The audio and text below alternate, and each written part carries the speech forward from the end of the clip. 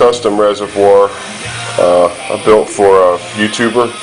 Goes by the handle Brysky. Made this a little different than some of the others I have. You can see the internals here. One of the issues I've been having was that the flow was splashing off the front face, so you weren't getting a good view of what's happening inside. So now the flow will hit this diverter plate, come down into the trough. This side's lower, so you'll get flow off of this side, but this side lets any air bubbles get up and out.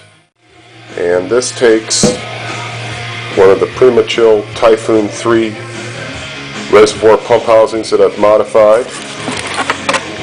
This is designed by Gino Box Gods, produced by Prima-Chill.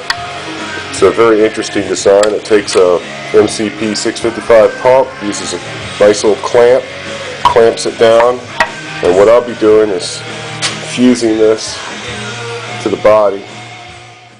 The pumps ship with some good stuff. I'll just show you the Typhoon 3 ships with two different sizes of the ghost fittings, and these fittings and these caps are pretty specific to this recessed port of the Typhoon 3. I'll show you this before I put the faceplate on it, because it's a lot easier to look inside and look around at it before you do that. Alright, and I'll follow up on this once I got it flow tested.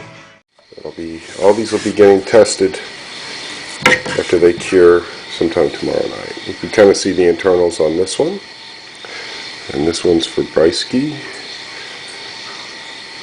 Contact me through YouTube.